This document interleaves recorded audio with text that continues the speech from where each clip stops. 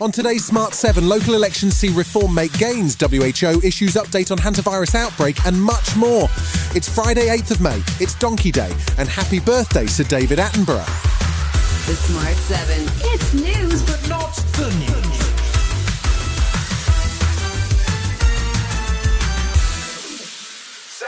Thursday saw the local elections take place in England and devolved Parliament elections take place in Wales and Scotland. Counting in the Welsh and Scottish elections will begin on Friday morning, and the results from the local elections in England will continue to trickle in across Friday and Saturday. Early signs were that Reform has won significant numbers of seats, but BBC pollster Sir John Curtis was suggesting that they might not have achieved the 30% vote share they had hoped for. Former Reform chair Zia Youssef was sounding bullish about his party's prospects. I think we're going to see the absolute decimation once again of what we call the Uni Party, the Tory and Labour Party, that are basically stand for the same thing. Labour's deputy leader David Lammy took a cautious tone as early signs suggest that the elections might not be as catastrophic for Labour as some had feared. It's a fragmented picture, lots of volatility. What unites a lot of these communities is how they are responding in a cost of living crisis.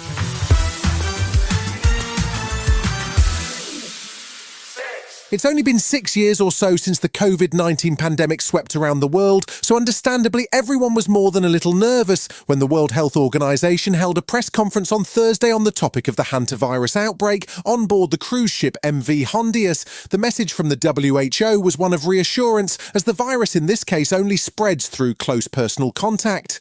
The ship is now on the way to the Canary Islands, and Spain's head of civil protection Virginia Barcones-Sanz says all appropriate precautions will be taken. So they will be completely isolated from the public. They will reach an area of the airport that will be completely isolated. I would say this just so the public in the Canary Islands can be calm. The outbreak has seen 8 cases, 5 of which have been confirmed, with 3 people dead from the disease. The concern for health authorities is that as many as 30 people may have left the ship already and returned home, including 7 British nationals, and the race is on to identify those people. Professor Robin May from the UK's Health Security Agency says that the risk of the outbreak turning into a major event is low. This is not a virus that spreads easily between humans, so this is not something that spreads in the air in a bus or a train, for instance. But given that it can, we think, spread between individuals, we are contact tracing everyone who might have been in close contact. This Saturday sees Russia celebrate Victory Day with a parade in Moscow that won't have any tanks or military equipment in case Ukraine decides to stage a long-range drone attack. President Putin had proposed a temporary ceasefire, but then also spent the week attacking Ukraine, hitting 14 different regions, killing at least 70 people and wounding up to 500 according to the UN monitoring mission. It's not clear what will happen next, and despite sporadic talk of the war in Ukraine from President Trump, there has been no serious attempt to get both sides back to the negotiating table.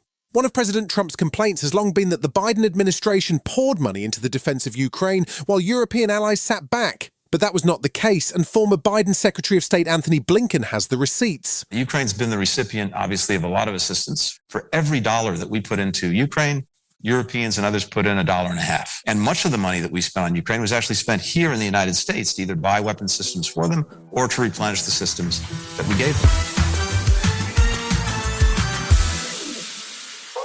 Tensions escalated in the Strait of Hormuz again on Thursday, with the US launching strikes on Iranian military bases and Iran launching attacks on US destroyers. Iran has accused the US of breaching the ceasefire, and the US attacks came just hours after Iranian officials announced the two sides were considering a one-page proposal for a longer pause in fighting. The agreement, which would see both sides lifting the blockade on the Strait of Hormuz for 30 days while peace negotiators get to work, does not appear to deal with the issue of Iran's enriched uranium. Speaking to reporters outside the White House, Trump dismissed the Iranian attacks and continued to issue stark warnings. They trifled with us today. We blew them away. I'll let you know when there's no ceasefire. You won't have to know. If there's no ceasefire, you're not going to have to know. You're just going to have to look at one big glow coming out of Iran. Still to come on today's Smart 7, in association with Metro, Villa and Palace head to European finals, and a big happy birthday to a legend right after this. Nobody does it better than Regent 7 Seas Cruises. Enjoy all-inclusive, unrivaled luxury with unlimited shore excursions, indulgent cuisine, personalised service and more aboard spacious all-suite ships. Visit rssc.com to experience the unrivaled. Welcome back.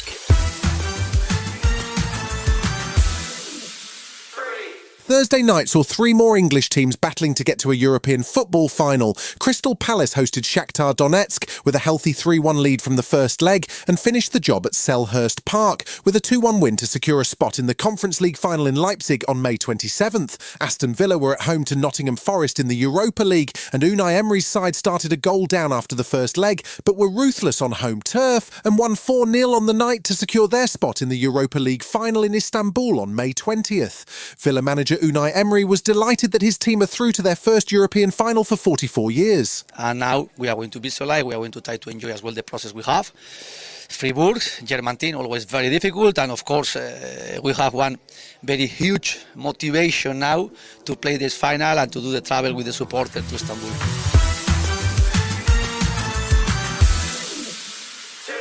Friday sees one of the world's most well-known figures celebrate his 100th birthday. It's hard to describe the cultural impact that Sir David Attenborough has had as a TV presenter, as an environmental campaigner, and as the man who brought incredible wildlife to screens across the world.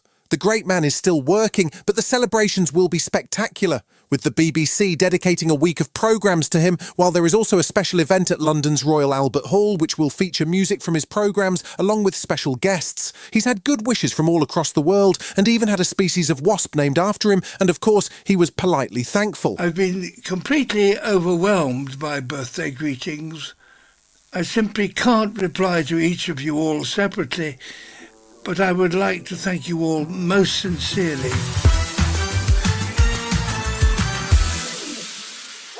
There's a new TV series on the way that's partly inspired by the success of the Addams Family spin-off Wednesday. Reese Witherspoon is the executive producer of new Prime Video show Elle, which tells the story of the iconic Elwood's early years. Reese, of course, starred in Legally Blonde, the legal comedy that became a cultural moment, and she says watching Wednesday inspired her to think about Elle's origin story.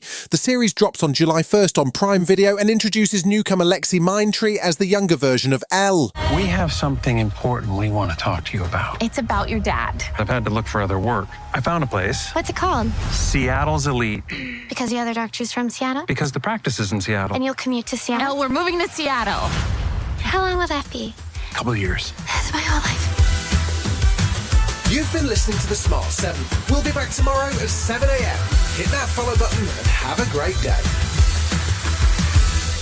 Give us 7 minutes and we'll give you the world.